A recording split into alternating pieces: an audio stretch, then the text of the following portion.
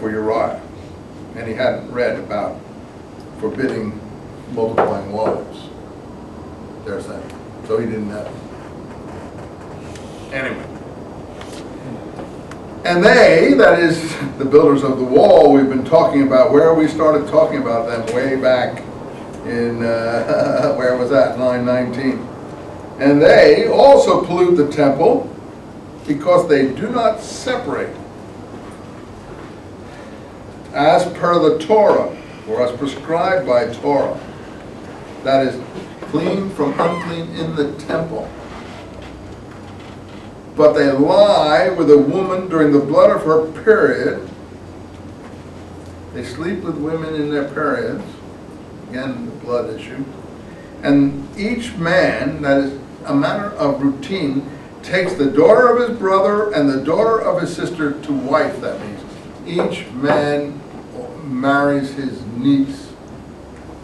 That is the tip-off. That's what the Herodian family policy was.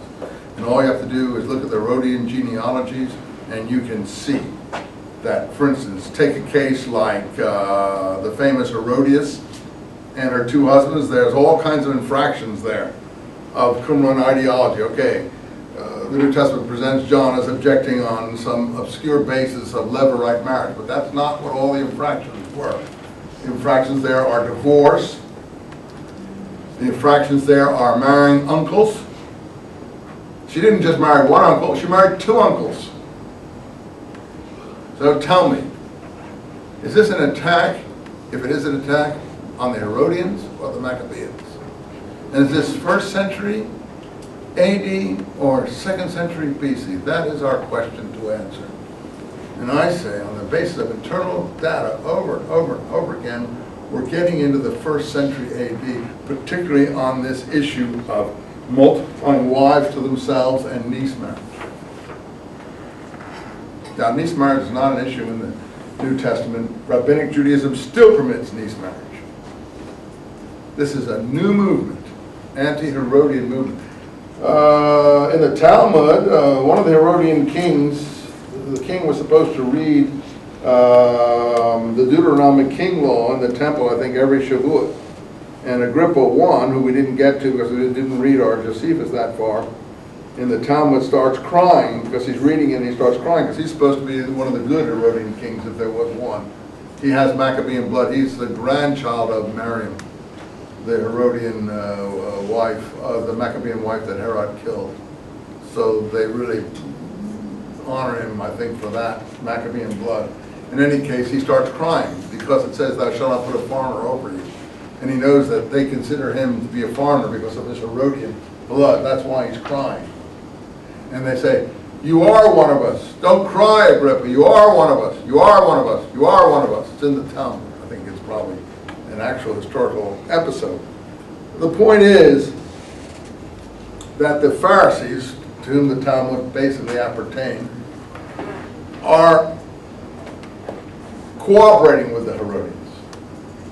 The Pharisee fathers, Hillel and Shammai, are recognizing Herod, according to Josephus, if the two men who recognize, who are the chiefs of the Pharisees, who recognize Herod as a future king in the Antiquities and in the war, are they're called Polio and Sameas. That's very likely Hillel and Shammai, the two L's of the tip-off in Polio, and Sameas is certainly Shammai. And the Antiquities tells us that only those two survived of the Sanhedrin that wanted to execute Herod for what he did in Galilee to the bandit chief in the 50 BC period, Hezekiah, who executed him illegally. All the rest of the Sanhedrin, when Herod took power, when the Romans stormed the temple in 37 BC, the Roman troops that Antony had given him, all the rest of the Sanhedrin was done away with, and the Pharisees took over. The Pharisees were the party willing to live with the Herodians, the chief from the Pharisees. I can read it to you in your Josephus books. This group is not willing to live with the Herodians. So let's finish up there.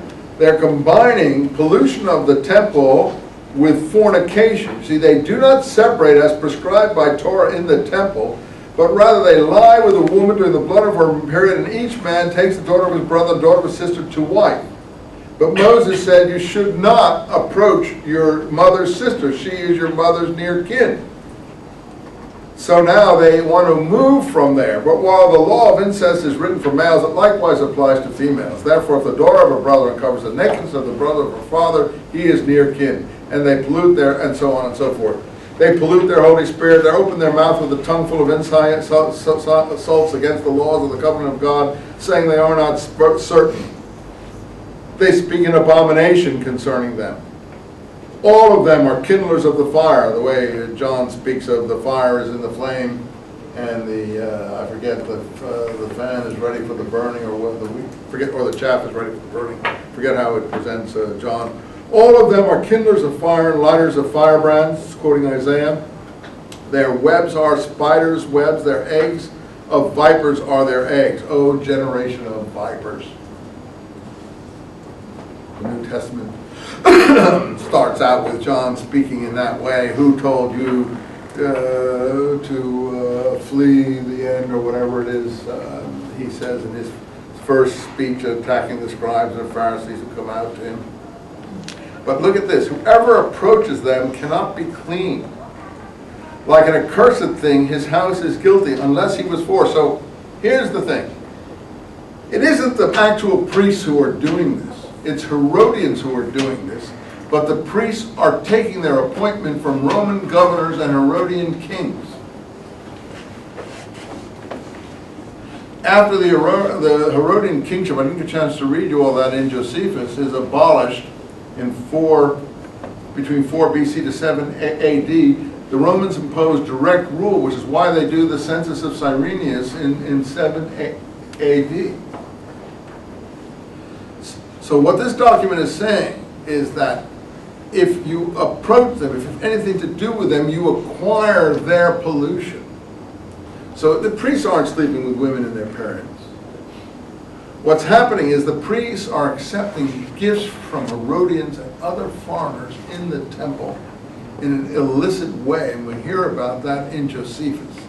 All that is easily explained in the first century period living up to the war against Rome. And the whole basis of the war against Rome as it finally breaks out, which is why I had you read your Josephus, but I haven't had a chance to go through it the way I would like to. The whole basis of the war against Rome, Josephus makes it clear, is that they reject sacrifices from the emperor and from non-Jews in the temple. The zealots do.